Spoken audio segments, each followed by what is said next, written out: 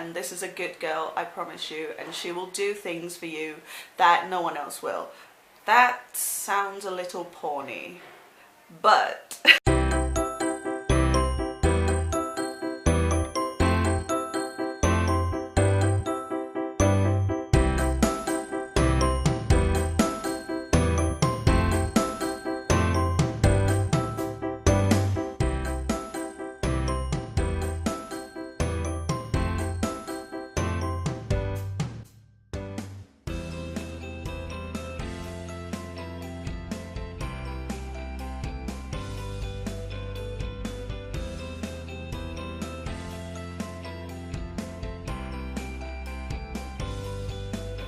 hey guys, welcome back to my channel and welcome to my new space. If you're new here, hi, my name is Srish and I would super appreciate if you could hit that subscribe button down below so you can have a look at everything that's on offer on this channel. I like to talk about art and creativity and bullet journaling and everything around that topic. So if you're interested in that, make sure you hit that subscribe button.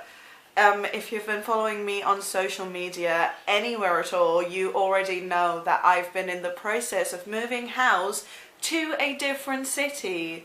Yeah, I am not living in Mumbai anymore, I'm living just outside of it, but I love this place and it's amazing, and I'm about to get a much better internet connection in a little bit, but you don't really care about that, you're here for the video. So if you've dealt with art block in any way, shape or form, you know that as an artist it can be extremely debilitating and it can kind of ruin not just your day but probably even your entire month for all you know. So today I want to share with you some tips, well, my number one tip on how to deal with art block, coming more from a mindset point of view. But without much further ado, let's get into the video. Alrighty, let's dive into this juicy topic because boy do I have a lot of help to give you. So first things first, if you're an artist of any kind, you've probably dealt with art block at some point in your career. If not, then you will at some point in the future. But the truth is, no matter what your job is or what you spend your time doing, everyone faces some degree of art block from time to time, because honestly, artist block is just a subset of general mental blocks. I'll say that again, an art block is simply a form of mental block. Sure, you might experience physical symptoms such as exhaustion, insomnia, headaches, and other stuff you normally associate with being drunk, but the root of it all is definitely mental. Big surprise there. Okay, it's pretty obvious, but the reason I bring it up is because actually art blocks being mental is a blessing. Because now that we know this, we know that we can get over mental blocks with some mindset recovery work. Basically, creative blocks aren't some mystical, complicated phenomena, they're simply the hazards of a creative job. And just like any other mental block, the solution lies in getting rid of the root cause. So first and foremost, before you try any other technique or even take any other advice from me, can you find the root cause of your mental block? What is the why behind the situation? What triggered it? A lot of the times it may be sudden lifestyle shifts such as moving house, shifting jobs, hitting a milestone, or even adopting a pet. At other times it could just be a slow buildup of a toxic habit. Procrastination, for instance, is a big one. Sometimes just finding the trigger is cathartic enough to unblock your creativity, but other times you need to take solid, meaningful action. And that is where my top tip for art block really shines. So my top tip for getting over any kind of art or creative block is this. Do that one thing that you've been putting off. What is that one nagging chore or obligation that you've been avoiding due to fear or because you can't be bothered? Something just popped into your head, didn't it? Usually people know instantly just what they've been putting off. For instance, I've had some major artist blocks in the past which have perfectly coincided with big decisions that I'd been avoiding. like giving up my education and taking the leap into the creative career that I really wanted, or starting to work on my body and fitness again, or putting myself out there through self-promotion. None of these things are directly related to my ability to draw or paint. I could totally have not made these decisions and still managed to put together a decent art piece. But what these things represent are mental blocks. And like we've seen already, a mental block often disguises itself as a creative block. So in order to break through this limiting mindset, you and I just have to pull up our socks, brace ourselves, and do the thing that needs to be done. And if you're struggling to really pinpoint exactly what your big action step needs to be, consider whether you've consciously blocked off that thought. Sometimes our desire to avoid something is so strong we don't even realize that we've quite literally tried to delete it from our lives. We see this a lot in trauma survivors whose subconscious mind blocks out the trauma in a way that they simply can't remember what happened. Of course, art block is nowhere near as traumatic as some of those situations, but my point is that our minds are absolutely capable of pulling the wool over our own eyes, so to speak. But somewhere deep down, you're still uneasy about not having done or said something. If you weren't uneasy, you wouldn't be dealing with a creative block. You'll know you've found what you need to do when it sounds like a parent who's nagging at you to get off the Xbox and go do your homework. At least for me, that's the vibe I get from such obligations. In fact, you'll find yourself doing literally anything else in order to avoid completing that one task. It doesn't matter how you feel about it, just do it. It honestly works every time. I promise you, make that phone call, meet that client, book that appointment, clean that room, finish that project. Do what you need to do to unblock your creativity. Because at the end of the day, if you're passionate about your art, you already know that you have to put in the work and you have to make the climb. You have to earn your creativity like everyone on this planet does. And creativity doesn't just appear out of nowhere. It's like Hogwarts. Help will be given to those who deserve it. And everyone who is willing to work on their craft and on their own selves will be rewarded with an abundant flow of creative genius. So now I want to look at 5 common questions about artist block that I've received from you guys, as well as the forums I've looked at online. And the first most common question is this: what on earth do I draw? Honestly, just scribble. The very act of moving your arm around in a mimicry of drawing can send muscle memory signals to your brain, which will know that it's time to put on your artist cap. Even if it is just a bunch of straight lines or literally going over the same lines and circles over and over again, just do it. An empty canvas is an artist's worst enemy, which is why we always warm up before we draw, right? Because getting into the motions of creating allows our minds to really wake up and be more flexible and ultimately come up with amazing ideas. Another cool trick is, if you're watching a TV show or a movie, sketch out some fan art. This works for most people because you're not really stuck on what to draw, and once you set things rolling by copying down a character or a still, your mind has already received its wake-up call, and you can then go on to proper full pieces. Question number 2. I hate everything I draw. What do I do?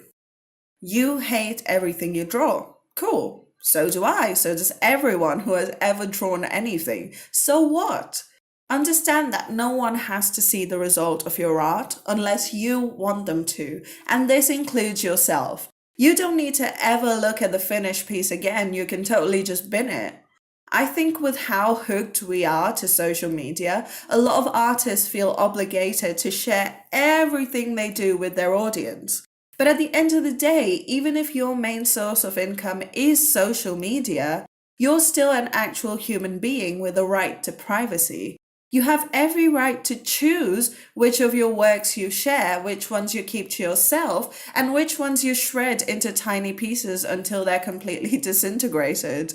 So if you hate everything you draw right now, that's okay. Just get rid of it and start over until you start to hate it a little less, and then rinse and repeat. Okay, question number 3 comes from my awesome internet friend Mrin. Her Insta is at Mrin Journals, and it's this. What do you do when you want to create things but your art block is Instagram induced? In other words, how do you deal with art envy? Here's a fun fact. 80% of the work you see on an artist's social media is only 20% of the actual work that they've done. So I did some maths on my own account. At the time of recording this, my Instagram has 1006 posts. Out of this, 805 posts come from that 20% of work. In other words, the remaining 80% of my work that you are not seeing adds up to a whopping 3,220 more posts that I will never post. The very basis of social media induced art block comes from wishing you could consistently put out amazing work like your inspirations do. But the truth is, they don't even put out consistently amazing work like their social media seems to indicate. Yes, their feed is stunning and your eyes well up at the thought of ever reaching that level. But what you are not seeing is just how full their recycle bin is with all that crappy art that will never see the light of day. So when it comes to art envy, always try and remember that what you see isn't the entire story, but simply an idealized version of it. Question number 4. What do I do if I've lost all motivation to draw? This is a spicy hot one because everyone seems to be stumped about the solution. I know because I was too. But here's what I learned about motivation. As much as we want to romanticize it, inspiration is not an elusive force of nature that gently caresses your hand and whisks you away on a cloud of rainbows and sunshine. Hate to burst your unicorn-shaped bubble, but motivation, and inspiration for that matter, is a habit. And like any other habit, you need to cultivate it. Yes, that's not as fantastic and magical, but on the bright side, it does mean that we don't have to wait for inspiration to quote unquote strike. Just like doing your squats and your press-ups, the more you practice motivating yourself, the better you will get at creating it whenever you want to. If you want to be motivated at a minute's notice, you have to put in the time and brain power right now to understand what truly motivates you. You need to surround yourself with inspirational people and environments, and you need to know at any given point in time how you can get there fastest. And that takes some good old-fashioned elbow grease. But for now, if you need a solid boost of motivation, try to remind yourself of why you started doing what you do. I always find it super helpful to go back and revisit my original sources of inspiration, or the artists I first came across back in 2011, I think, whom I could watch for days and days as they slowly built up a single painting. Reaching back to that memory often allows us to find that flame again, and that's really what it's all about, right? And finally, question number 5 is more spiritual and esoteric. What if my creative genius is gone for good? What if it never comes back? First things first, understand that your creative genius is not separate from you. It is always with you and it always will be. Kind of like the color of your eyes. You may not always be aware of it, but it's right there for everyone else to see. Your creative genius determines every decision you have ever made, and it influences every thought you have ever had. And because it's second nature at this point, you may not even feel like it's there anymore because it feels like nothing. But I promise you, your creative genius is inside you right now, and it is probably tilting its head in confusion because you keep calling its name, but it's literally right there. It's simply about becoming consciously aware of your creative genius that allows you to learn its patterns and eventually wield it when you need to. There is no need for your creative genius to come back to you because it never left. You just couldn't see it, but all you have to do is open your eyes and look at what you've done with it.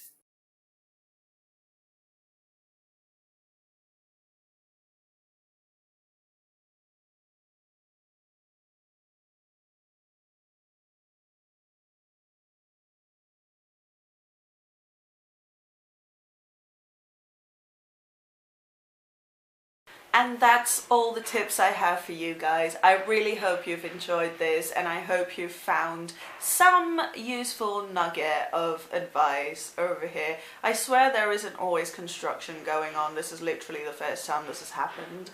I don't know what's happening.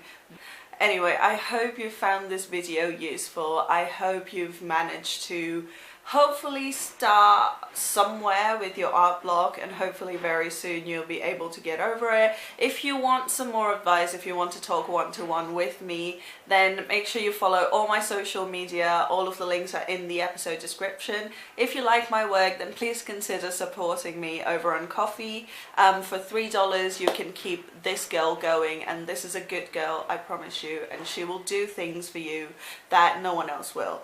That sounds a little porny, but but yeah, I hope you've enjoyed this video. If you have, as always, please leave me a big thumbs up and a comment below telling me which of these tips work for you, or if you have any tips yourself that you can share with all of us, because here we all like to grow together.